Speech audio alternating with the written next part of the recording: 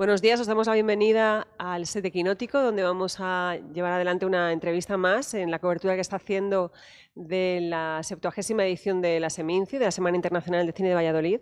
Hoy nos acompaña Inés Aparicio, es la directora de un cortometraje de animación, una docuficción titulada La diva, mi abuela y yo. Las tres protagonistas de este cortometraje, ahora nos lo explicará, son esa abuela Esperanza con la que la une una relación muy estrecha, la diva que ha sido la banda sonora de varias generaciones, Lilian de Celis, la diva asturiana, y yo, efectivamente, pues es Inés, que nos va a contar cómo surge a partir de un encuentro en su pueblo natal, en Arriantos, con su abuela, el germen de esta fantasía que yo creo que ilumina no solamente tu memoria personal y familiar, sino la memoria de todo un país. Sí, bueno, yo creo que es como un lugar común que tenemos todas, ¿no? Esa escucha a las abuelas, a las madres, esos refranes, esas canciones que cuando las escuchas ahí te lleva ahí como a un momento. Y como dices, fue mi abuela, yo estaba registrando su memoria para tenerlo para la familia. Y de repente cantó esta canción que dice: si Dios no media, tendremos las mujeres que ir a la guerra, y como medida de precaución estoy montando mi batallón. Y dije, wow, ¿qué es esto? ¿De dónde sale? Y tirando del hilo, pues llegué a Lilian de Celis, que como bien dices es de Arriondas, que es mi mismo pueblo, y ahí fue donde surgió todo este proyecto. Lilian de Celis, de hecho, se prestó a participar en este documental, este pequeño documental grande en su contenido, pero no sé cómo llegas a entrar en contacto con ella y cómo te facilita las cosas. Bueno, vida de pueblo. Pregunté, me dieron el contacto, llamé, dije, mira Lilian, soy Inés, hija de... Vale, vente, sí, sin problema, ya hablamos, es que tengo este proyecto. Y cuando me abrió las puertas de su casa, que es las puertas de casa de Lilian de Celis, que es la auténtica, la última diva viva del cuplé de su generación. Me enseñó todo su archivo fotográfico y documental y fue increíble, ahí empezó como un gran camino de selección de todo ese material que dejas atrás. ¿En qué momento entra en la ecuación Isabel Erguera, la productora que ella ha creado para precisamente respaldar proyectos de cine de animación, pero de autor? Yo soy muy amiga desde época de la carrera de Diego Erguera, que es el productor del cortometraje, y Diego ya estaba trabajando como productor en El sueño de la sultana, que es el largometraje de Isabel Erguera, el maravilloso trabajo de Isabel. Y yo necesitaba a alguien de productor, pero esto empezó un poco como una broma. Le mandé el proyecto a Diego, Diego entró y esa fue como la conexión para empezar. Y Isabel siempre es un referente que está ahí. Claro, tu cortometraje además es un cortometraje en 2D, no sé si tenías experiencia previa en animación, ¿cuál ha sido el aprendizaje para sacarlo adelante, aparte de sacarlo con esa frescura que tiene un tipo de animación que no es la animación a la que estamos acostumbradas? ¿Se podría acercar precisamente al tipo de animación que hace Isabel? Bueno, a mucha distancia, ojalá. Pero sí que me interesa esa parte del 2D, de lo plástico, y yo creo que hemos hecho un gran ejercicio, o he hecho un gran ejercicio de confianza ciega, porque yo nunca había hecho animación, es un proceso muy complejo para quienes no hemos estado en contacto con él. Entonces se han dado como muchas ocasiones en las que Diego me decía: Inés, esto lo tienes que hacer así, no te puedo explicar por qué, pero dentro de unos meses verás que tenía razón y que es el camino a seguir. Y yo vengo de ser muy controladora en ese aspecto, de saber hacia dónde voy, poder decidir en la animación o este corto. Ha habido veces que no he tenido esa oportunidad y ha sido, como siempre, también mucho aprendizaje, ¿no? La animación también te ha ayudado, por lo que tengo entendido, a resolver los problemas que puede dar trabajar con material de archivo. ¿Cuál ha sido esa cortapisa que se te ha puesto a la hora de trabajar con material fílmico que parte de un archivo y cómo lo resolviste? Bueno, realmente material fílmico casi, o sea, lo utilizamos como documentación, pero no nos interesaba tanto para el corto como si las fotografías, que esas eran personales, entonces no hubo tanto problema. De las cosas que se mantuvieron desde el principio de los dosieres teaser, era esta parte de las fotografías de archivo, tanto de Lilian como mi abuela, y los personajes entrando en esa fotografía, saliendo, completándola, que yo creo que es una de las partes estéticas que le dan mucha personalidad al corto. Y luego hay un pequeñito clip que sí que es de algún archivo. Entonces lo que hicimos fue animarlo encima. Fue al principio también un proceso. Estaba con una amiga, Irene Pis, que ella hace mucha pintura sobre celuloide y así. Nos imprimimos, no sé, 500 folios de una entrevista de Lilian y fue una a una pintándola encima, la escaneamos y ese trocito sí que se quedó. ¿Qué banda sonora os acompañaba durante esas sesiones de pintar celuloide? Bueno, había de todo, pero por supuesto también fue un proceso de conocer el couple, que una vez entras en un mundo de fantasía que yo me sonaba pero desconocía y lo hemos hablado, el mundo de las psicalípticas. Es como una vez entras, todas queremos ser psicalípticas. Claro, al final, Lilian de Celis, lo hablábamos ayer, como Sara Montiel, no es una generación, es segunda generación del cuplé. Pero a ti en el corto te gusta también hacerle un guiño a la primera generación, a esa generación del arte psicalíptico. Quería que me hablaras de cuál ha sido tu sorpresa al descubrir que nuestras antepasadas, a principios de siglo, eran mucho más libres, que quizás lo podamos ser muchas ahora.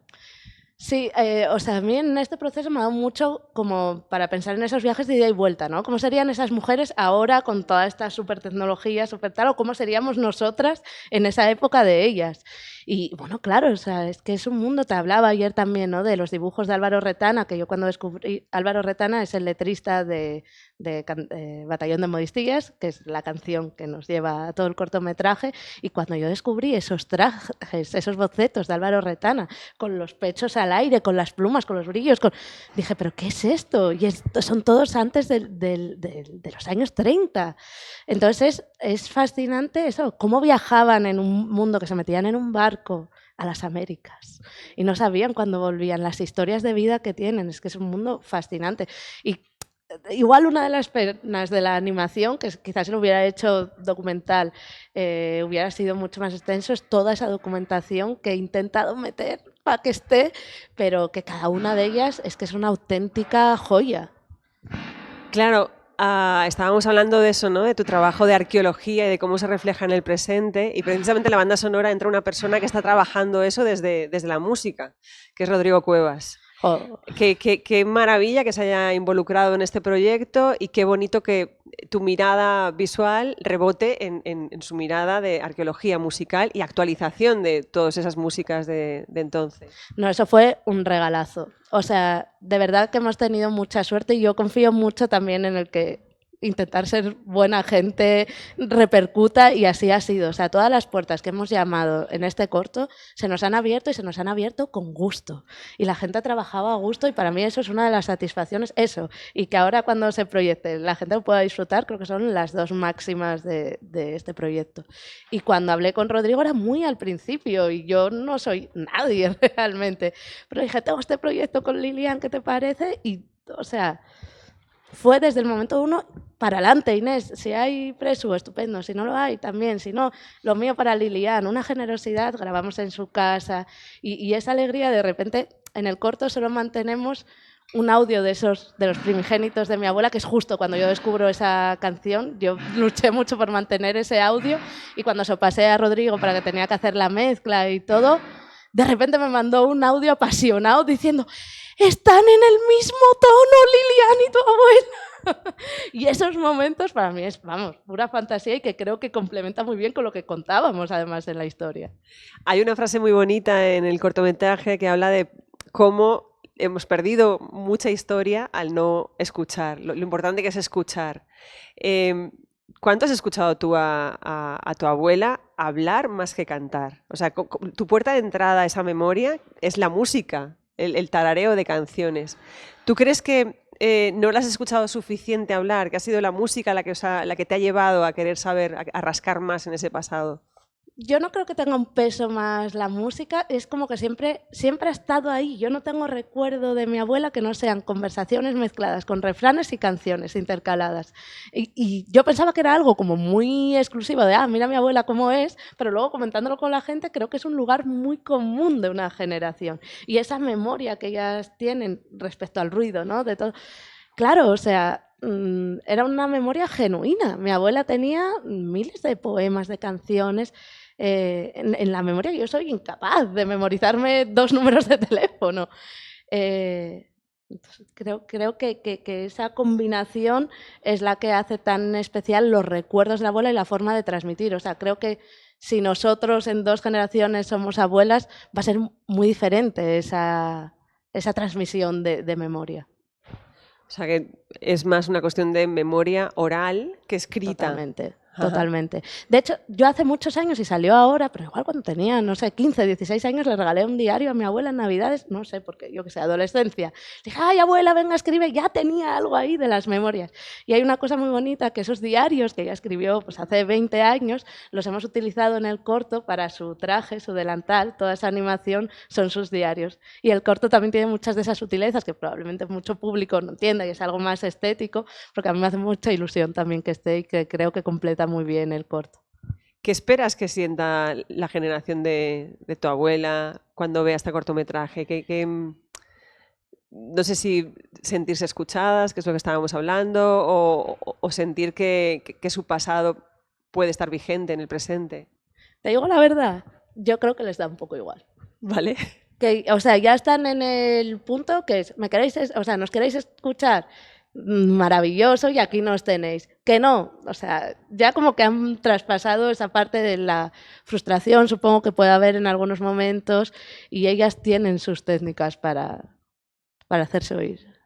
Pues nos quedamos con esto que hemos estado hablando de que, bueno, es un cortometraje, que le hubiera gustado hacerlo más extenso, que quizás un documental le hubiera dado para extenderse más en los personajes que van apareciendo, la gira por Venezuela, Colombia, pero que precisamente todas las espectadoras, todos los espectadores de este cortometraje van a poder tirar de esos hilos y ellos mismos aventurarse en el arte psicalíptico y en esas maravillas del cuplé que tienen mucho que ver con esas generaciones pasadas y en cómo reflejan en la creación contemporánea actual.